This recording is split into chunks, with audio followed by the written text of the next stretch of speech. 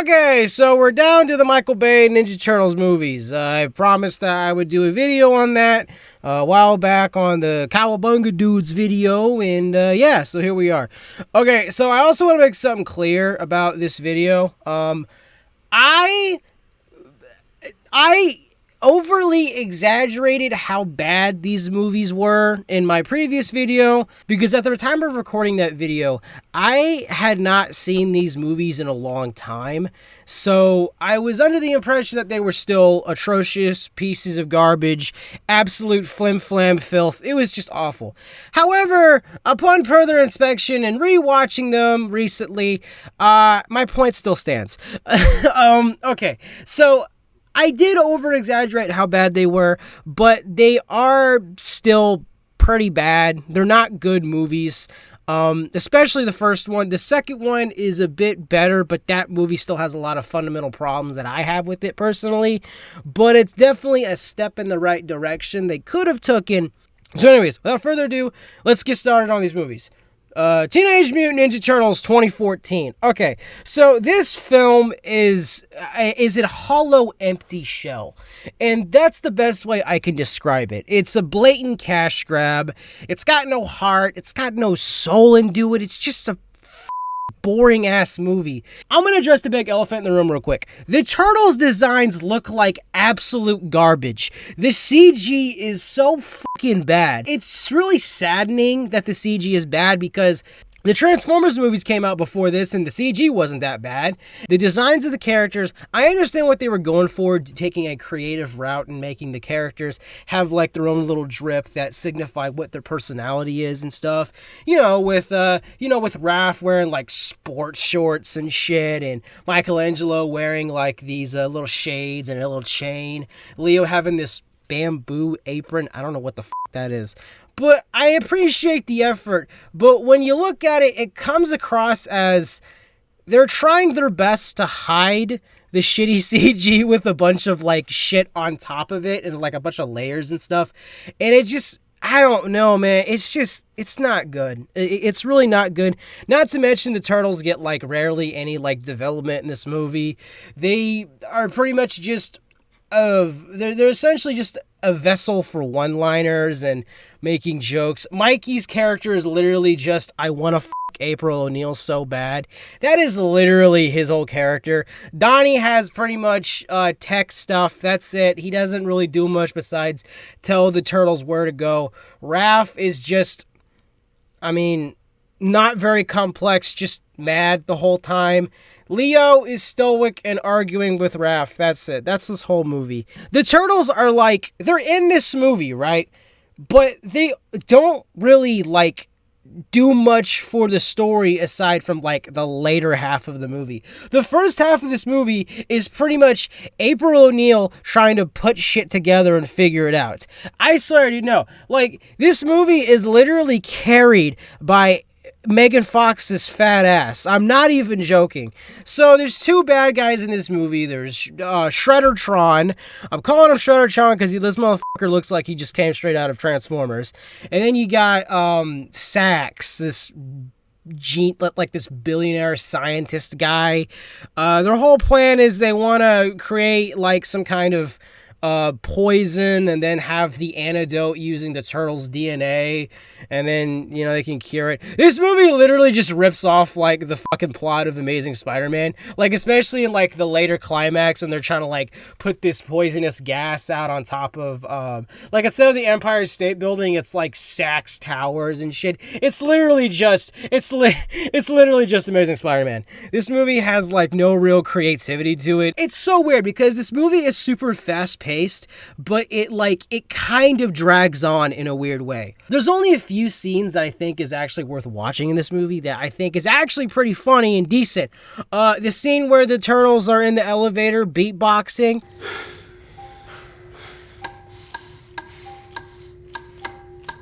MC Mikey.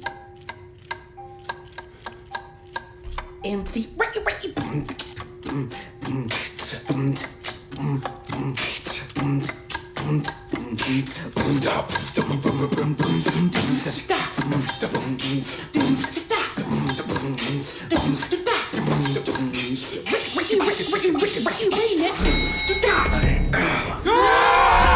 That's cool. I like that. And then you have a scene where Vern is just staring at April's fat ass. I mean, I'm not gonna complain. I don't mind looking at it. That's fine. I don't mind it. It's just, you ever hug somebody, right? And it feels like a forced hug, right? Like it feels like a forced, empty, no loving, no passion, no care kind of hug, right? That's what this movie feels like. This movie feels like I'm hugging the Ninja Turtles, but there's no love, there's no care, no passion, nothing. Just a blatant fucking example of greed. This movie is equivalent to a Disney live-action remake. That's pretty much all I have to say about it. And also, there's also a couple more issues I have with it too, narratively wise. They try to build up some of these fights, right? Like they try to make it seem like these fights are really emotional and impactful, but they don't fucking have any build up to them because none of these characters have like any relation with each other.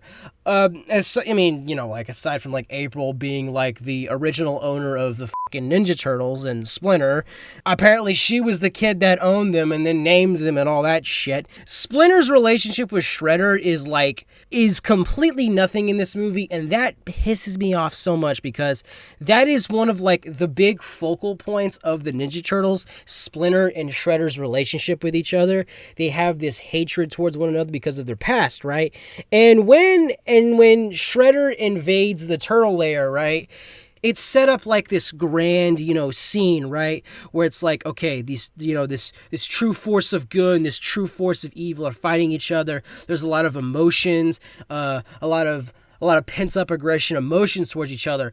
It ultimately feels like it doesn't fucking matter because there was no build up to it either. Like the Turtles don't have any growth either, especially like when there's scenes where there could have been these really good impactful scenes like for instance, Raph thinking Splinter's dying.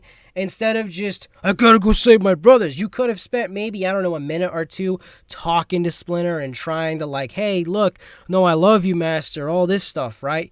But they didn't do anything with that because, oh yeah, no, I forgot. We got to move to the next plot. We got that runtime. We got to get through. So this movie doesn't take its time to really develop the fucking Turtles or any of the characters. And it's so weird because whenever they try to have these little emotional scenes, right, they just play it off as a fucking joke. Like the ending scene of the movie where Raph is talking about how much he loves his brothers and the reason why he acts the way he does to them, and then all of a sudden they're like, I just want you guys to know I'm sorry. I'm sorry I was so hard on you. Every time I pushed you, I threatened you, I yelled at you, I pushed you beyond your limits because I believe in you. I believe in each one of you. I believe in your spirit and in your intelligence and your potential. And every time I talked about walking away, it was because I was scared.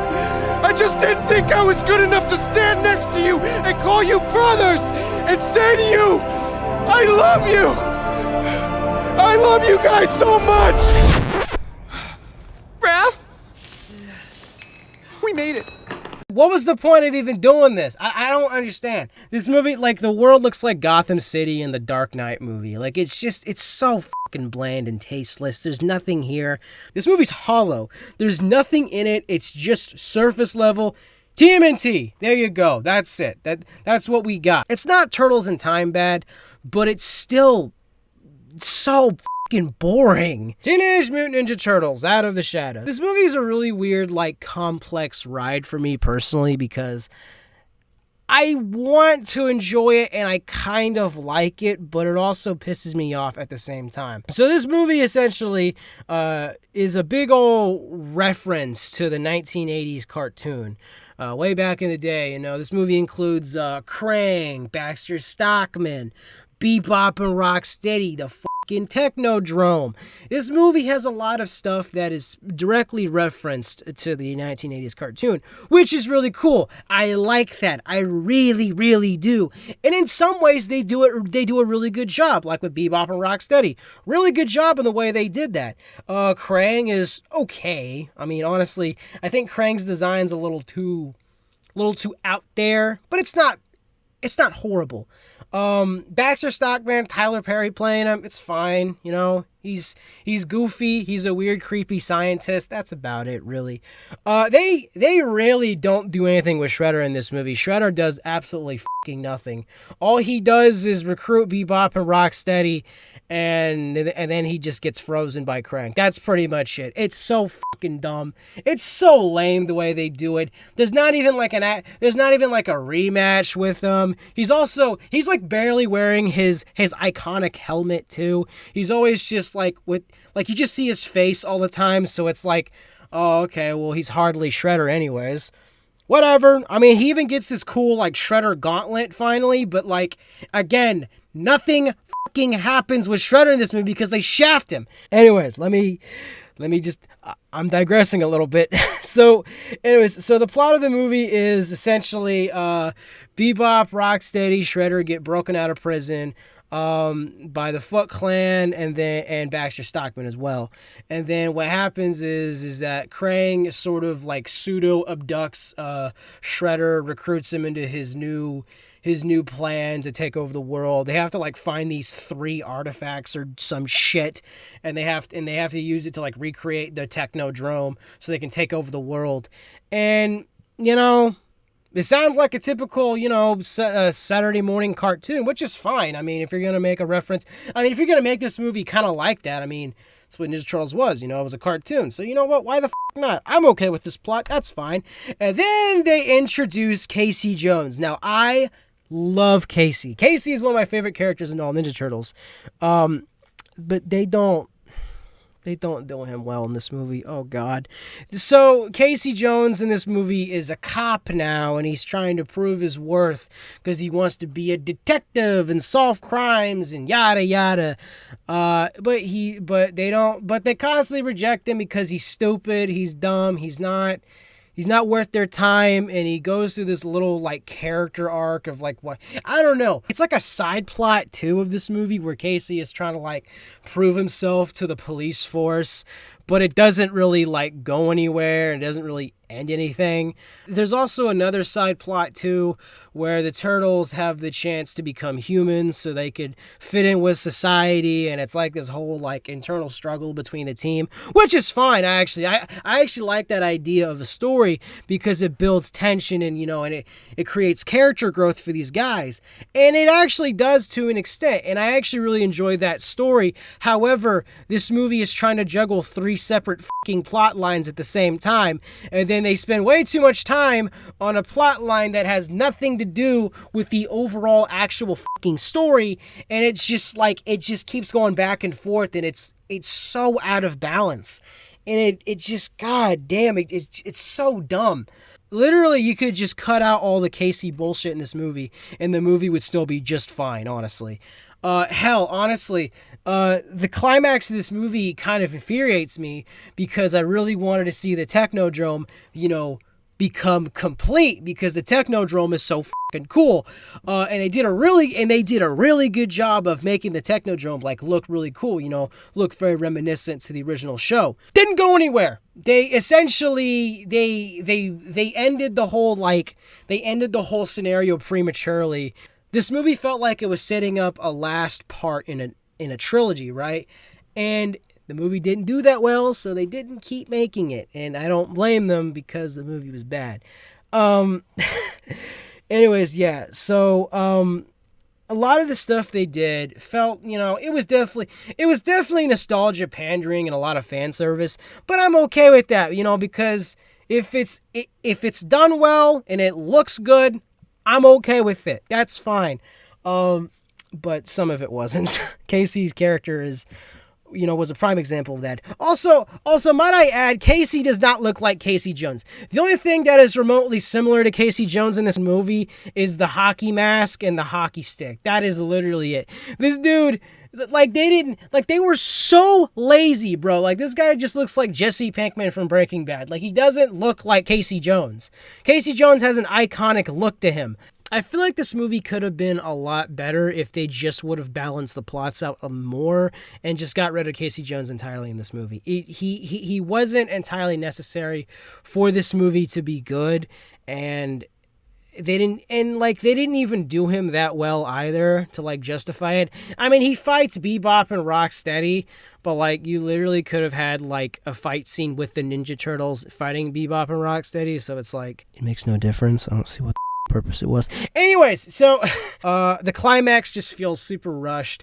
It's a cool fight scene though, them fighting Krang's robot and stuff. That's cool. The CG looks better, by the way. Like the CG in this movie and the soundtrack, it's a lot better than the first one. Like honestly, like to see they for this movie too with the CG and the Ninja Turtles, they actually tried to simplify them a little bit instead of like making them like have these super complex outfits.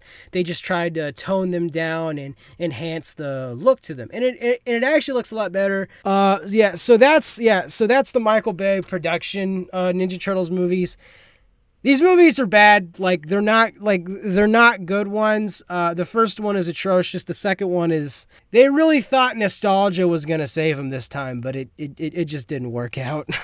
If you're a Turtles fan, I recommend you watch these movies. If you're not a Turtles fan, don't even fucking bother. It's not worth your time. Which begs only one question.